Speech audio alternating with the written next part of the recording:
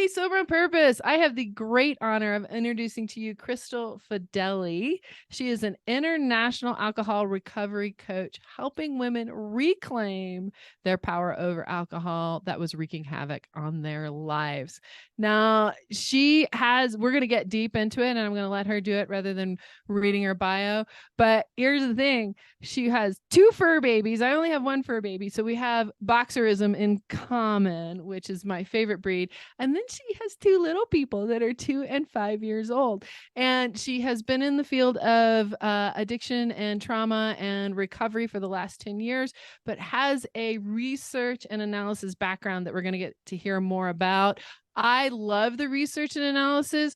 I don't like doing it. So I'm glad other people enjoy it because it's really important. Her mission is to help people learn different paths to recovery, that there's not just AA, Al-Anon, Celebrate Recovery. We've got more paths than we had 10 years ago, but that's not it. And they don't work for everybody. And we're going to talk about how poorly they actually do. So, Crystal, thank you for being here with us today. I am just delighted to learn more about what you've got going. So tell us a little bit more about your path. We always like to get to know the person. So tell us a little bit more about your path, and then we'll move into these hard numbers. Yeah, definitely. Well, thank you for having me. And so I guess you want me to just share my story really quick of Give recovering? us give us, you know how they do it at AA. We're drunk on Friday, we're recovering on Saturday, and then we're well by Sunday. Was that simple? All right, sounds good. Well, for me, I guess I'd be drunk on Friday and then probably on Sunday again. But so yeah, so basically, I started drinking alcohol just because it was the socially normal thing to do, college parties, drinking games, which were really, really fun. But basically, after a few years, I started to notice that, alcohol was really just wreaking havoc in my life, professionally, socially, on my health and more. And I lost an employment because of it. I was kicked out of a prestigious higher educational university because of it, and just so much more.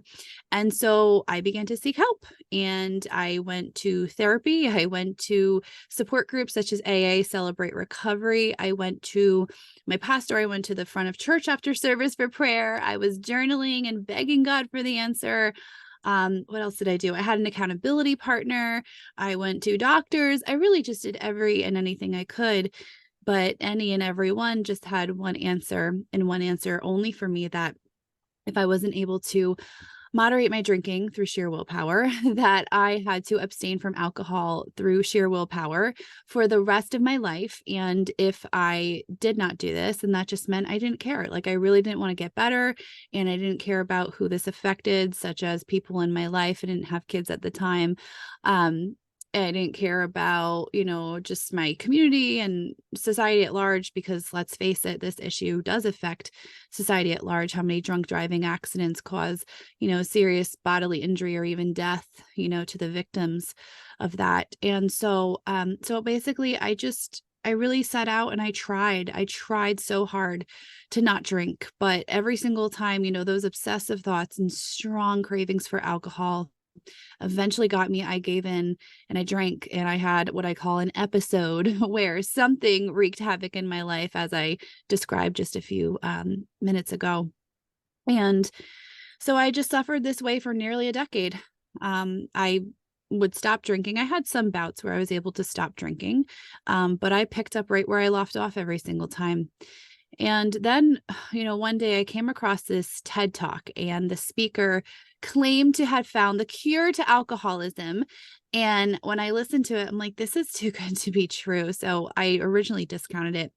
But then I said to myself one day, I said, if I don't try this, it's not going to work for me. But if I try it, it might work for me. And so I set out to try it. And you would think that that would be my happily ever after, but it wasn't, because I went to my family doctor and I told them everything I just told you. And I told them that I wanted to try this way. And they basically just tried to provide counseling to me of, well, if you just have a drink or two, like, just, that's enough. You don't need to drink more after that. Keep a drink log. And I'm just like, as if I didn't just tell you that this didn't work for me, like, for nearly a decade. So then I insisted on speaking to a doctor who was higher up in that practice, and the clinical director of the practice came in and said to me that she thought I was just trying to go through the back door for treatment. And Oh, then I went to another doctor and they told me that I was trying to be a doctor and treat myself because I oh, guess I wait. Let's yeah. stop right here. So what it tells me about you is you're a hard worker, you're a hard driver, you try and figure things out, and you were working through the medical system. See, this is where a lot of the families that I work with are like, he doesn't try, she doesn't try, they don't do anything. But Mm, you were a person who was actively seeking help and the system was shutting you yes. down. Yes. And let me throw out this because the system didn't know what to do. Yeah, well, even more than that, because it's funny because I literally like brought the research to them. Like all they had to do was take a look at it, you know? And if you are a trained medical doctor, I mean, I didn't go to medical doctor school. I Right. earned 2 master degrees, but you should be able to ascertain whether you're reading something of a credible source or from a credible, from a credible study. You should be able to ascertain that. But I guess it just takes some work. I don't know. Maybe I'm being a little bit sarcastic there. Um, but I know, but yeah. I don't know. So we were chatting before, and when I had my first child, I was of advanced maternal age. Mm, They want to run a battery of tests on you. Now, I was riding horses 6 days a week. I was at nice. optimal weight. I was in the best shape I had probably been in almost 10 years. All right. So I'm 35, 10 years, optimal shape. My doctor looked at me and said, if you do not do the tests that I require you to do, I will not bring your baby into this world and you will not be able to use this hospital.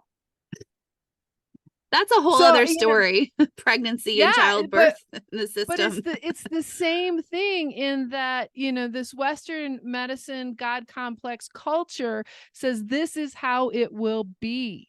Yes. So if you are already feeling any kind of shame, guilt, what you talked about was blame being put on you for being the way you were. I'm surprised you persevered through the system and all and didn't just go home and go, this is the way it's going to be. I'm going to drink whatever. Yeah, I I'm mean, well, impressed. it just I don't know, like I didn't really want to feel the way I was feeling. My life, I mean, I was on track to probably having a drunk driving accident, taking that victim from their family, taking myself from my now kids and husband because I'd be behind bars for the rest of my life. And that was just unacceptable to me. I had to fight to get better. So, anyways, yeah. And so that second doctor told me I was trying to be my own doctor and treat myself. And then the third one just basically told me no and to eventually leave. And then I finally found a doctor who would uh, who would prescribe me the stuff I needed, but did not take my health insurance. So at the time I was a single mom of a newborn baby, and I always say rob Peter to pay Paul and take from my rent and Yes. pay this doctor. And it was a very short appointment. It was like 2 minutes, so much shorter than the other appointments. But I got what I needed.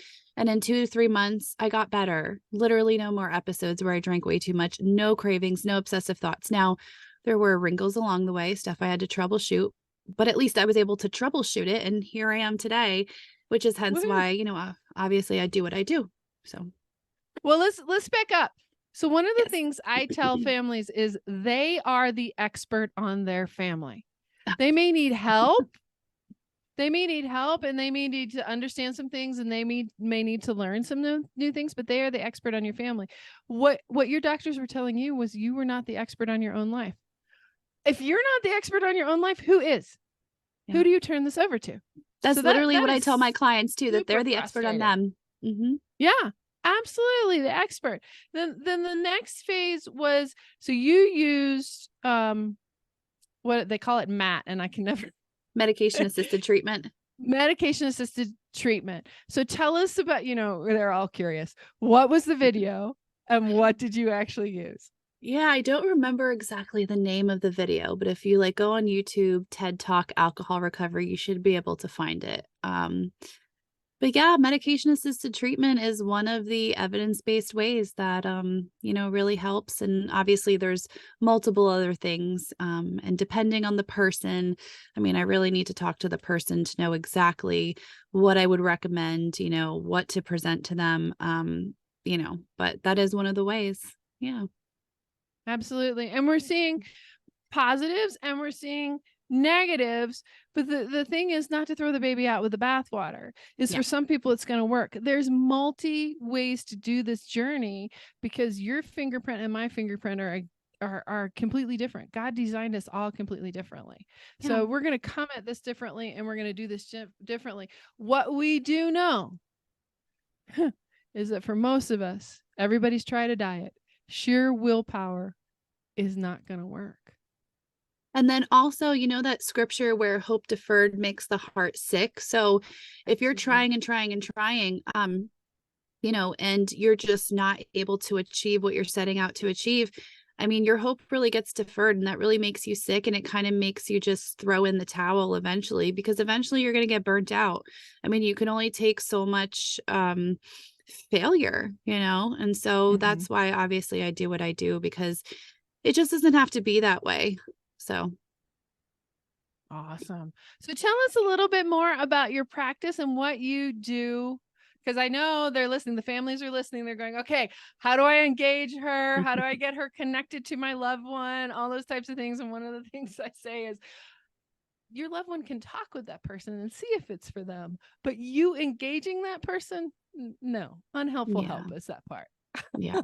Yeah. I don't work with the families. I think that's what you do, but I work with the actual person who's suffering from alcohol wreaking havoc in their lives. But yeah, I mean, I have a free gift for your audience. It's 3 ways to reclaim your power over alcohol. And it's crystalfedeli.com/3 ways to reclaim your power over alcohol. And then you can also go on my website, crystalfedeli.com, and you can book a complimentary breakthrough call. So yeah, there's different ways to get into contact with me. So what are you actually doing with your client? How, if the loved one came in, if the person with the substance abuse disorder came in, what are you doing that's different? We were talking about numbers earlier and what mostly happens. What are you doing that's different? Yeah, definitely.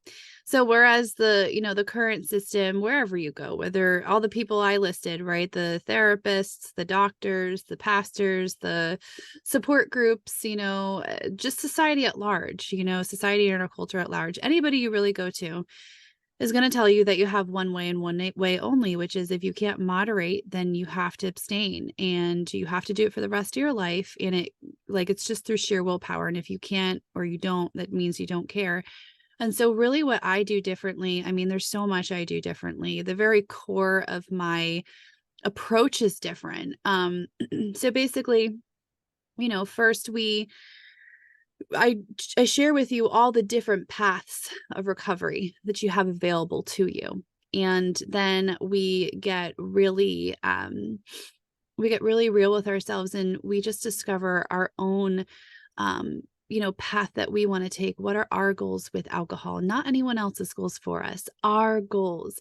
If we could wave a magic wand and anything could be like, what would your goals truly be? Because a lot of people are scared to even share what they actually want. Like, I knew in the beginning of my path, I knew that, abstaining for the rest of my life, it just didn't seem right. I mean, didn't Jesus go to the cross and suffer and die? But not only that, rise again on the third day. So sickness and disease and death itself could be beaten. I mean, God is our champion, and so there's always an answer. And I know that's a controversial opinion, because some people are like, well, like, for example, my mom just passed in March after not seeing her for 18 years because of something that happened over there. Her husband did stuff to me as a child that shall not be spoken of here. And basically she was angry that I even said something about it. And she held that grudge for 18 years, even when she was dying, knew that she was dying, knew how to get in contact with me. And she died with rheumatoid arthritis, totally having, messed up her joints and everything. And And so, some people would say, oh, God did not choose to, heal that person. That sounds like my dogs. But that's not true. That's not true. The will of God does not always happen here on this earth like it's Right. supposed to. And I think we just need to, sit with that disappointment and just be like, it didn't turn the way that God would have had it turn. And that's not going to stop me from moving forward and trying to work in the next situation that I'm presented with. But anyways, getting back to what I was saying. So discover our goals with alcohol, then connect you with a path of treatment that's going to best align with your goals with alcohol. Mm-hmm. And then all the resources that you need to accomplish your goals with alcohol. And as I shared with my story, that's actually probably the hardest step for someone who's going at it alone, because to find somebody who will actually support you in your goals with this issue is next to Mm-hmm. impossible. And Mm-hmm. that's where, the hope deferred, really, your heart can be sick. And then the fifth and final step is that I really just help my clients walk through this process of truly learning how to forgive and truly releasing Mm-hmm. all those who have caused them harm along their journey of just fighting to recover. I was so calloused after like I was recovered from alcohol issues, right? But I found that I was so calloused because of the doctor that had told me I was trying to go through the back door for treatment when I was just trying to find a way, or the doctor who told me I was trying to be my own doctor and treat myself. I mean, some of these Right. things are just rude, Yes. it Yes. just hurts. And so to learn how to truly forgive, truly release, and just feel like you truly just bless them, want to say things that, bless them whenever they come to mind. That's a journey. So I help my clients actually come to that place, not just recovered from alcohol, but whole and healed from the whole experience. Does that make sense? Completely. So that's one of the things that we are so aligned. That's one of the things that I say is you are creative, resourceful, and whole, just as you are, because you were made that way. Now, there are some things that got in the way. There could be trauma. There could be abuse. There could be numbing out. There could be substance use. There could be all these things that got in the way. But in there, you are that way. So here's what I'm hearing. And this is not how addicts are treated. They're treated like criminals, if you want to know the Yeah. truth. They're treated like criminals. But what I'm hearing loudest about your program is there's choice. Yes. There's Oh, yes. choice. So when you grab up somebody, and families, I really want you to hear this. When you grab up somebody and you say, either you go here to this system that gives you no choice, or you're completely out of our lives, or you're kicked out of this, or, we're going to take away everything. That person is criminalized at that point. You've taken away all their choice. It's the same when the court mandates it, right? Now the person who may have wanted to recover now has a real enemy, has somebody that they really feel, just like you with the doctors, they really feel like, well, it's not fair. They don't get to do that to me. They've taken away blah, blah, blah. Yes, there are consequences for your actions. Like you said, you might have been headed for a drunk driving accident. There would have been consequences for that. But the system by which we do it has left you one option. And we were talking earlier, how well does that one option work? Give us the stats on all that. Yeah, definitely. So, and what you were kind of talking about kind of gets into the stages of change, but we can talk about that later if you want. What actually allows someone to truly create lasting change in their life. And it's not what we're doing. So, okay, but the statistics. Okay. So, out of everyone who suffers from alcohol wreaking havoc in their life, so out of 100 of those people, for which I am a part of that community, but only 10 out of 100 will even seek help. So only 10% of people are actually going to seek help. 90% of people will never seek help. They will live their entire lives alcohol, completely wreaking havoc, and they will die that way. And everyone Mhm. around them will suffer, kids if they have them, loved ones, community, and again, as I shared before, society at large. It takes those 10% that do seek help on average 10 years before they even seek help. Like that's a long Mm, time. That's a it decade. is a long time. And then only 1 out of those 10 will be successful in treatment. So therefore, we have a 1% success rate, which means we have a 99% failure rate, which is really freaking sad. So I always say that at a certain point with those atrocious numbers, like we need to actually stop gaslighting those who are suffering from alcohol use disorder, which is a neurochemical disorder. It is a disorder of their neurochemistry. Just like someone who's born with like a hearing loss, like they were born with something disordered in their inner ear, and they just need some sort of intervention like a hearing aid to help them, right? Well, someone with alcohol, I always try to stay away from the clinical terms because I'm not a doctor and I'm not a therapist. I am a researcher, and I'm a life coach, but so yeah, so basically it's just someone who suffers from alcohol wreaking havoc in their life. They just need some kind of support, and it depends on, what their goals are, where they're at, and all that kind of stuff. But we need to stop gaslighting them and telling them that it's their fault when they literally cannot get better without any kind of intervention or help.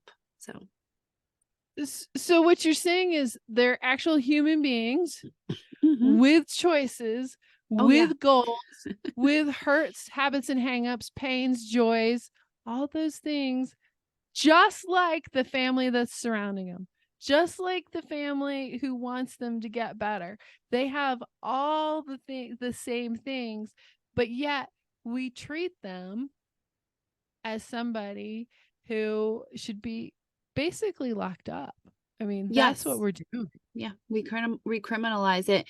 And I understand why people, like society, culture at large, like, because that's ingrained in our culture. Like that's traditionally what has always been pushed. And that's why I'm creating a movement over here. This is not just my work. This is a Yay. movement. Like the Bible says, they were of the disciples, they were those who, turned the world upside down. I am one of those people who, when it comes to this, at least, I am turning the world upside down. I am out here. My goal is to trigger people. I am triggering people who want to get pissed off at me. I know that's not so professional, but get pissed off at me. That is absolutely okay. I love you the same. We're probably just not aligned. And I'm also looking to trigger the people who are like, you know what, Crystal, you talk about this the way no one else talks about, and I just need to get in your world, or I have a loved one, or I need help or whatever, because I know that I can truly help those people. I know that I do truly help those people. So I'm looking to trigger people. I'm looking to cause a ruckus because I am building a movement here. This is changing in my lifetime, in Jesus' name. Amen. Where two are gathered, right? Where two are gathered, he's here. So as you're listening to this, completely agree with Crystal. This needs to be a movement, and I'm on that same bandwagon. I'm joining yours because mine is the family system is not free from responsibility in this situation. And in my particular story, which I tell probably too often, I didn't marry my husband who was an active addict because I was well. I married him. I've got a new term right now, because I was a coping addict. I was a relationship addict. I had other things that he fit what I needed. It wasn't because it was two healthy people coming together to form a union to create something new, which is what God has designed us for. He hasn't designed us for the Jerry Maguire, you complete me, blah, blah, blah. He's designed us as two fully whole, creative, resourceful people who come together to create something new, not two HOLE people who try and fill each other's hole with all kinds of drama, trauma, and all kinds of other things that are going on. So the addict, or the person with a substance use disorder, however you want to say it, is in a system that it works for them until it doesn't work anymore for that person to use. It works that way. And that's, I think, part of the revolution that needs to take shape is the families need to look at themselves. Because if everybody who has a substance use disorder is affecting 5 people intimately, statistically, why are the rooms for the people who are supporting that person not fuller than the rooms for the person with the addiction? Why are we hiding? And that's it. We're hiding. We're saying it's their fault. It's their fault. It's their fault. Where's your responsibility? Where are you in the picture? Where can you shift the change? Because you're not powerless. And that's where I begin to make people mad, just like you do, is I've tried everything. I've tried this. I've tried that. Well, there's other avenues. Things come out all the time. There's other ways to look at it. And if you stop being the victim, which most families feel like they are the victim. So it's funny. The substance use disorder person thinks they're the victim. The family thinks they're the victim, and we've got a whole bunch of victimese going on, and nobody is going, okay, wait a minute. If we're all victims, there's got to be a perpetrator here. Who is it? Mm. And I just get so frustrated. Yes, you've got to have boundaries. Yes, there's got to be consequences. Yes, you've got to fill yourself, but you also have to look at yourself and hold that mirror up and say, hey, I need this person to behave this way because I'm not ready to be with a full adult. Or maybe I wanted to coddle this child even more. Maybe there was trauma that I wasn't willing to address.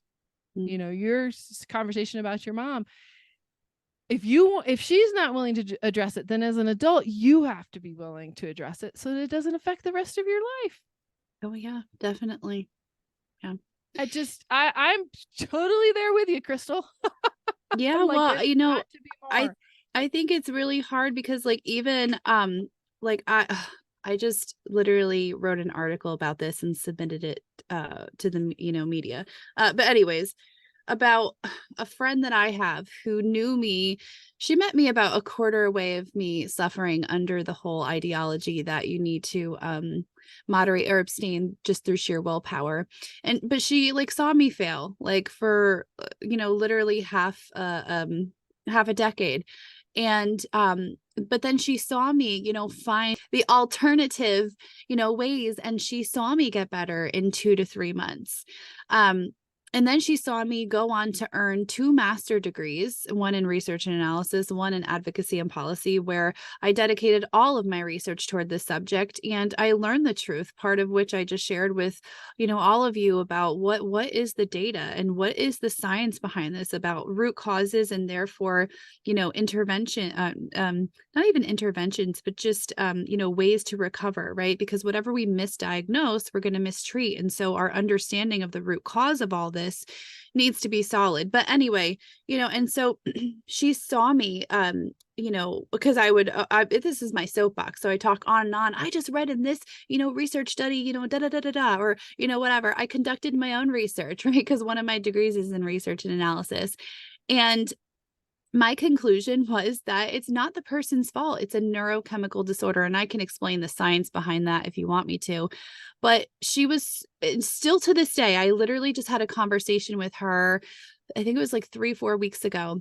And she is still insistent upon that when someone suffers from alcohol wreaking havoc in their life, that it is because they are trying to self-medicate to cope with a trauma, to cope with stress, to cope with a mental health disorder, stuff like that. Now she's on board with alternative ways of treatment, but she's still so dedicated to that ideology. But that ideology affects what you're going to prescribe to help that person recover. And so I just think that we, the Bible says that if you know the truth, you'll be set free. I think it's Romans 8:32. Now, the Passion Translation, which I love the Passion Translation because it just uses more modern day language, and I just relate to it better because I'm from America in the 21st century, right? But it says, if you accept the truth, you will experience true freedom in your life. So it's not just knowing the truth, because now she knows the truth. She was introduced to it, but she didn't accept it. And now when I say that, she knows the truth and I told her the truth, I don't think I'm the arbiter of truth. Now, see, if the research comes up with something different, my opinion, my view is not beholden to my view. It's beholden to what is actually proved to be true. And so if the research changes, then my opinion has to change too. I'm not beholden to an opinion. So I think there's a little bit of cognitive dissonance, going on, where people are just committed to what they think the truth is, even though it's proven to not, be the truth. So it really, I'll say one more thing about this. I sit and have these conversations with people, and, the last person, or what is it? No, not the last person, the one before that I was on a podcast with, they actually said to me at the end, so you take medication as an excuse to drink then? And I said, no, I don't take medication as an excuse to have alcohol. What I am doing is I am lowering the chance that I will get behind the wheel of a car completely drunk out of my mind, take a person's life. If something, should happen, if I have an accident, take that person from their loved ones, take my children's mother, my husband's wife, from them, because I'll have to be behind bars for the rest of my life. Not be able to help all the people I help through my nonprofit, which I started, and also my alcohol recovery coaching.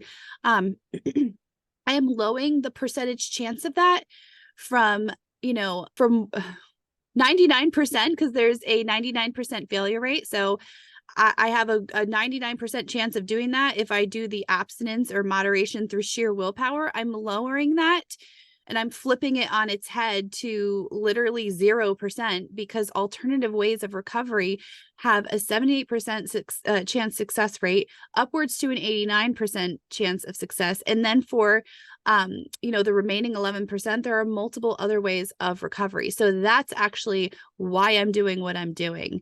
But people, it's just there's like this cognitive dissonance. They just can't. I don't know what it is. And when you don't want to know what it is, that's when I always conclude it has to be spiritual. If you can't rationalize it, it has to be something spiritual going on. I don't know if everything I just said makes sense. Well, tell us about tell us about it's super intriguing. I think we've made a big leap forward with Gabor Mate's Where's the Pain? This is about, attachment, connection, those types of things. Addiction is not about a dis-ease. It's about this. That's 100% forward over willpower. Tell us about the neuroscience that goes on behind what you're talking about. Give us the stats and the research and all of that. Yeah, definitely. I actually don't know what you're referring to. I'll have to check that out. But yeah, the neuroscience behind it is, so basically, let's take my husband and I. So I have an alcohol use disorder brain. And so if I go to a bar with him and we drink alcohol, right? So what's going to happen inside my brain is that a bunch of endorphins are, as soon as alcohol is introduced into my system, a bunch of endorphins is going to be pushed from my body, right? And my husband he might experience like a little bit, but he doesn't have alcohol use disorder. So it's not enough for him to, put him into full-fledged addiction. But for me, what's going to happen is I'm going to get a ton of endorphins. And so, I have to, use certain like interventions, like, medication or whatever, to close the door on the receptor sites. So those endorphins, like, they're being pushed, but the message is not being received, because endorphins is one of those primitive things in our body that indicate even to our subconscious, like, I need alcohol to survive. Right. And so then it only takes one time for me, but it could take a couple times of drinking. But for me, it just takes one time, because I'm high on the spectrum when it comes to alcohol use disorder. But what will happen is that I will just want more and more and more and more. Like, I literally can't stop drinking. Like, my brain, when I'm almost done with my drink, will be like, when's my next one? Is the bartender taking too long? Like, I can't stop. And then what will happen is the next day, I will start getting cravings and obsessive thoughts for alcohol. And then I'll just spiral into addiction, where I'm drinking every other day, and only every other day, because on the second day I need to recover, because I probably had 25, 35 drinks the night before. So one of the major things I do is MAT for me. And there's like a couple other things, and there's multiple different MATs, but yeah, I just need that little bit of assistance, if that makes sense. And, what I'm able to do through the ways that, I do this, is that I can just enjoy a glass of wine, or, sometimes I'll have a sip or two and I don't even want the rest, because it's just not attractive to me. Like, right now, I'm not drinking alcohol right now, because at the end of the day, alcohol is a poison, but then Jesus did also turn water into wine, and God did give us alcohol and chocolate cake to enjoy in moderation. But when I know that I want to, have a drink, like maybe this fall, maybe I will want a cold one during the football game or two. And so I know what I need to do to be able to enjoy that in moderation and to not go overboard. and then not to put myself in like full-fledged addiction where I'm craving alcohol or having obsessive thoughts like the next day. So I hope that makes sense. So tell us, when you were looking at the neuroscience, when you got the information, what are the what's happening in the brain when that's going on? Yeah. So basically the endorphins are being pushed. So my brain will just push like way more endorphins than as compared to my husband. And so what will happen over time is my brain will build up this neural pathway. So it's just kind of like if you take your kid to school every morning, right? You have it kind of like ingrained in you. Okay, I make this left and make this right, and da da da. Like if you have to go to a doctor's appointment instead, and if you have to take your kid to the doctor instead, you'll find yourself driving to the kids' school and be like, "Oh, darn it, I was supposed to make that right." On It's autopilot, yeah. yeah, it's the same with our brains. And so, um, yeah, so then over time, that's what happens, and that's why somebody gets the obsessive cravings and the strong cravings and obsessive thoughts for alcohol, because their brain just has this like neural pathway that's been built and is just getting stronger and stronger and stronger every time they reinforce it when they drink that they need alcohol to survive. And so, what you need to do is you need something to break that autopilot pathway in your brain. And that is why you need certain kind of interventions, if that makes sense. Just like someone, and you can't will yourself to stop. It's just how the neurochemistry is. I know it's hard to imagine because like we can see somebody's inner ear on a chart in a medical book or something. We can see a bone in an x-ray. Like getting brain scans is not something that's like the everyday norm for us in our society. So I know it's hard for us to like understand and believe this, but what goes on inside us is so true and it's so real. And doesn't even the Bible talk about that, where it's like the things that are almost unseen, which neurochemistry is kind of, unseen. I mean, I know it can be seen on a brain scan and, under probably not a microscope. I'm not a scientist, I'm a researcher, but but it is in large part unseen for us, but the Bible says that's actually more important than what is seen. So your brain chemistry is really super important, and you can't just will it to be different, just like you can't will your bone to be put back in place unless you have some power, which I'm not opposed to miracles as a Christian, but I'm just go with me here. Like normal on average, you can't just be like, oh, I broke my leg, I just wanted to be put back together. No, you need to go to an orthopedic doctor or someone who knows how to set it. In our society it's an Right. ortho doctor. They need to set it, and it needs to be put in a cast and be given time to heal. Well, it's the same with our brain chemistry. When you have alcohol use disorder, you just need certain interventions. But this is something that people don't understand. And then when you share it with them, like even years later, like I told you, my one friend just refuses. Not even my one friend, quite a number of my friends. They just have such a hard time getting on board with this. So, So what you're doing with your clients is offering them multiple choices, multiple ways to handle it. You're not doing what when AA started, what, 1930s, somewhere in 1930s. there. Yeah. Yeah, what they're saying is, okay, it's, you know, one is not, or what, how does it go?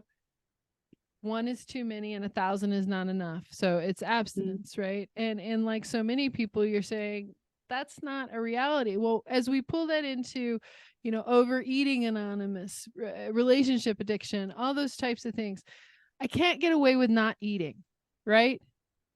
So setting up my environment, finding the things around me that will work, that will make that happen, are what I need to do. If I need assistance, if I need accountability, if I need some, I'm at the estrogen level, if I need some estrogen, if I need something like that, I go and get that assistance, right? yeah. Same with relationships. I guess I could. I'm not far from the desert. I could move out into the desert, build myself a little hut, and never talk to anybody again. And then I wouldn't have issues with rage and anger and all those types of things because there's nobody but me. But I would inflict that rage and anger on me. And that's the other thing that I talk about with this coping addict. When you stop controlling the other person, guess who all that energy turns back on? And if you are yourself. already, if you are already in that mean girl mode where everything you say is just nasty and you're judgmental and you're justifying and you're blaming, when that person is out of the picture, you're going to turn it on you and you're going to be even more miserable, or you're going to look for somebody else to do it. So the setting up your environment so that you can function as a whole person for what God gave you to function in. I can see why there might be some issues with, are you taking medication just to drink? But no, you're taking medication so that you can function as a whole person. And that's what you're offering people, because we've had friends who passed away. We were talking about it earlier. When you get to the point in your addiction where there's 16 bottles of cough syrup in your glove compartment, you're not having a good time drinking. You're just trying to maintain. Mm-hmm. That's it. That's all Yes. you're doing. And you're doing this because you're in a small town, you're embarrassed to go to the liquor store, or it's eating you from the inside out, or whatever is happening. Wouldn't you rather have your loved one alive through some medical assisted treatment?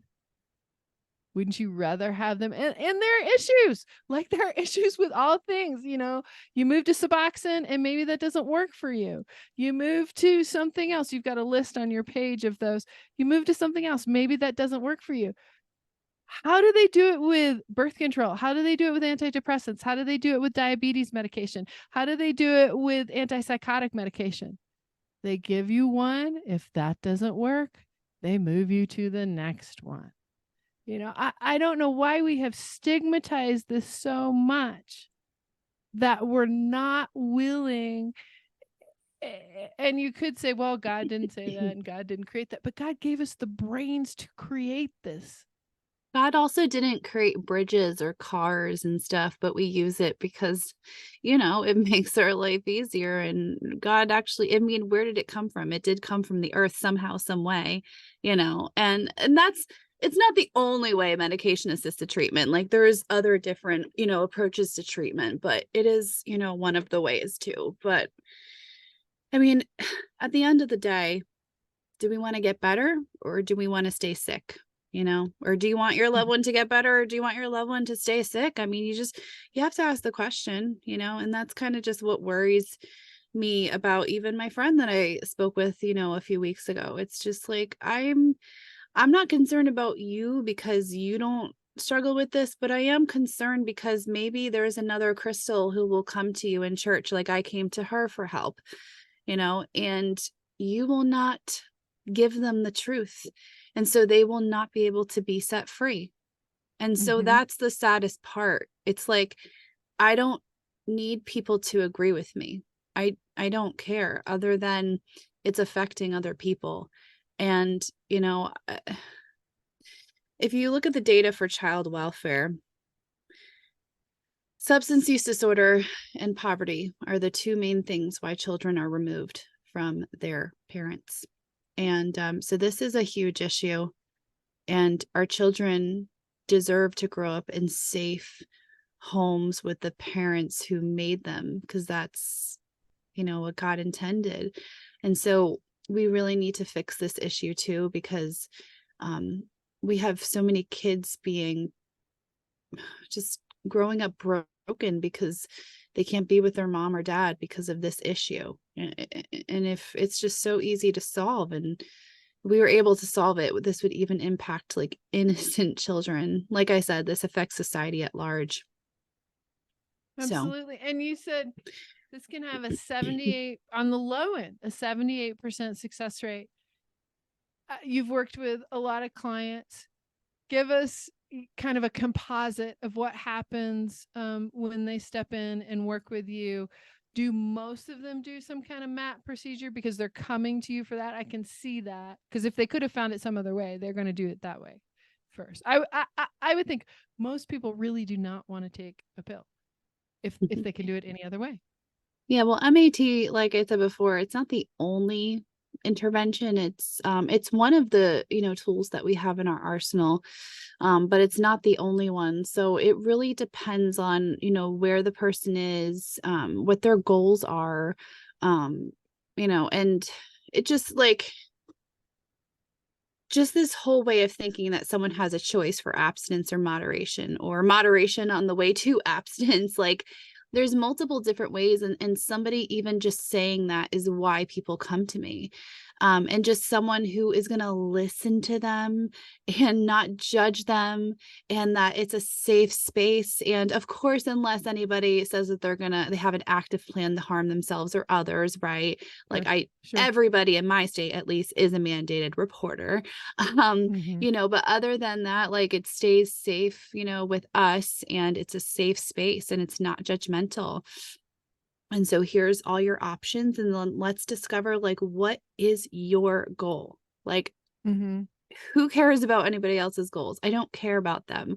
If for the purposes of this, like what are your goals with alcohol?